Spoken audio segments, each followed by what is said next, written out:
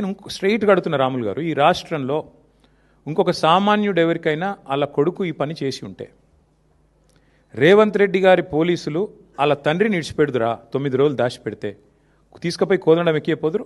ఎక్కడున్నాడు చెప్పు నీ కొడుకునని? వాస్తవం కాదా ఇది?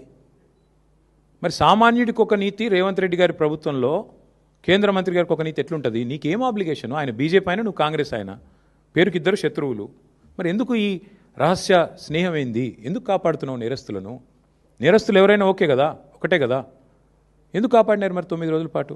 చివరికి దిక్కులేక కోర్టులో రిలీఫ్ లేకపోతే, కోర్టు ద్వారా మీరేదో ప్రయత్నం చేసి చివరికి కోర్టులో రిలీఫ్ రాకపోతే ప్రజల ఒత్తిడి పెరిగి ప్రజా సంఘాలు పేట్ బషీరాబాద్ పోలీస్ స్టేషన్ ముంగట ధర్నాలు చేసే పరిస్థితి వస్తే, మా మహిళా సోదరిమణులు మొత్తం పోయి అంబేద్కర్ కాడ పోయి ధర్నా చేస్తే దిగిరాక తప్పని ఒక అనివార్య పరిస్థితి 2 పార్టీల బొండిగా పట్టుకుంటే అప్పుడు బీజేపీ కాంగ్రెస్ దిగి రాక తప్పని అనివార్య పరిస్థితుల్లో సరెండర్ అయిందా అరెస్ట్ అయిందా నాకు తెలియదు, వాళ్ళిద్దరు తెలుసుకోవాలి. అది మాకు బండి సంజయ్ గారితో మాకేం వ్యక్తిగత పంచాయతీ లేదండి, నాకు ఆయనతో ఎప్పుడూ లేదు.